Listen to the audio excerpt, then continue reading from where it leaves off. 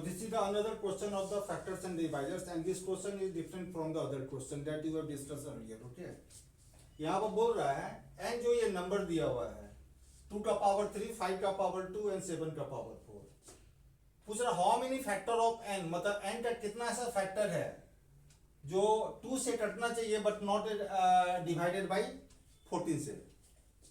तो सबसे पहले यहाँ हमको जानना है ना, 2 से डिवाइड होना चाहिए। यदि हम आपसे यदि पूछते हैं कि how many number that will divide 2, तो बोलिएगा 2 बोलिएगा, 4 बोलिएगा, 6 बोलिएगा, 8 बोलिएगा, 14 बोलिएगा, है ना, 18 बोलिएगा, 28 बोलिएगा।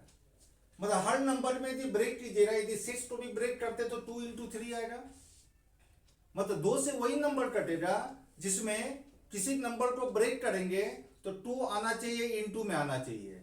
लेकिन यदि 2 भी है और 7 भी है तो क्या बन जाएगा, 14 बन जाएगा। 2 भी है 7 भी है तो क्या बन जाएगा, 14 बन जाएगा।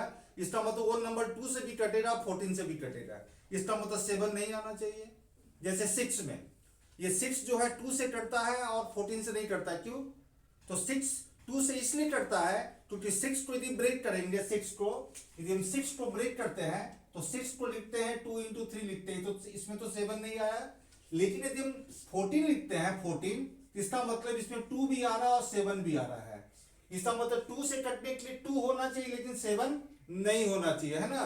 जैसे 28, ये 28 2 से भी कटेगा, ये 28 2 से भी कटेगा और 7 से भी कटेगा। इसका मतलब ये 28 जो है 2 से भी कटेगा और 14 से भी कटेगा।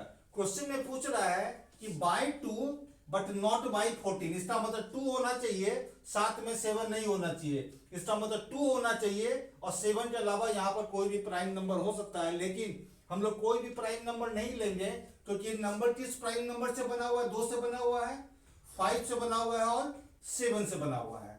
तो कैसे इस क्वेश्चन को हम लोग जल्दी से सॉल्व करेंगे? तो अब यहां पर आते हैं, n इक्वल टू दिया हुआ है, n इक्वल टू 2 का पावर 3, 5 का पावर 2 और 7 का पावर 4। 2 से कटने के लिए 2 होना चाहिए, नहीं होना चाहिए? बिल्कुल होना चाहिए। कितने बार होना चाहिए? 0 बार होना चाहिए या कम से कम 1 बार होना चाहिए या 1 से ज्यादा भी होना चाहिए, है ना। तो ये 2 से कटने के लिए यहां पर देखिए, यहां पर 2 1 बार भी हो सकता है, 2 2 बार भी हो सकता है, 2 3 बार भी हो सकता है, ठीक है ना। ये 2 से कट जाएगा। लेकिन हम लोग 2 का पावर हाईएस्ट कितना दिया हुआ, 3 दिया हुआ है। इसका मतलब 2 का पावर को हम लोग रेज जो है 3 से ज्यादा नहीं करेंगे। तो 2 से कटने के लिए 2 होना चाहिए लेकिन 14 से नहीं कटना चाहिए। इसका मतलब 7 कितने बार होना चाहिए, 0 बार होना चाहिए। जैसे 7 यदि 1 बार हम लेते हैं, 1 बराबर 7 का पावर 0 से 1 जाते हैं, 7 का पावर 1, तो 7 का पावर 1 यहां पर है और यहां पर 2 का पावर 1, दोनों इंटू होके बन जाएगा 14 बन जाएगा, वो 14 से कटने लगेगा, ठीक है। ये 5 के बारे में कुछ नहीं बोला गया है कि 5 होना चाहिए नहीं होना चाहिए। यहां पर सिर्फ बात हो रहा है 2 का बात हो रहा है और 7 का बात हो रहा है, ठीक है ना। तो 5 0 बार भी हो सकता है, 5 1 बार भी हो सकता है, 5 2 बार भी हो सकता है। तो कितना टर्म हुआ?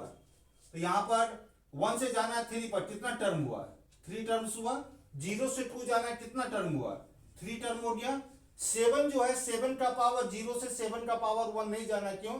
क्योंकि 7 का पावर यदि 1 चले जाएंगे तो 7 का पावर 1 और 2 का पावर 1 ये बन जाएगा 14, तो वो नंबर 14 से भी कटने लगेगा। इसका मतलब 7 का पावर 0 से कहां जाएंगे, 7 का पावर 0 से कहां जाएंगे, 7 का पावर 0 से 7 का पावर 0, मतलब ये आगे नहीं बढ़ेंगे, ठीक है ना। 7 का पावर 0 से 7 का पावर 0, ये 1 हो गया, है ना। तो टोटल कितना डिवाइजर आ गया, टोटल हो गया 9 हो गया, ठीक है ना। इसका मतलब क्या हो गया, ये जो नंबर है इसका टोटल डिवाइजर कैसे लाते हैं, पावर में क्या जोड़ते हैं, पावर में 1 जोड़ते हैं। तो ये कितना हुआ, टोटल डिवाइजर कितना हुआ 4, यहां पर हो गया 3 हो गया और यहां पर 5 हो गया, है ना। तो टोटल कितना डिवाइजर होगा, 60। मतलब इस नंबर को डिवाइड करने वाला टोटल कितना डिवाइजर होगा, 60 डिवाइजर होगा। उसमें से 9 ऐसा डिवाइजर होगा, 9 उस 60 डिवाइजर में से 9 ऐसा डिवाइजर होगा जो आपका जो है 2 से डिवाइड होगा और 14 से डिवाइड नहीं होगा।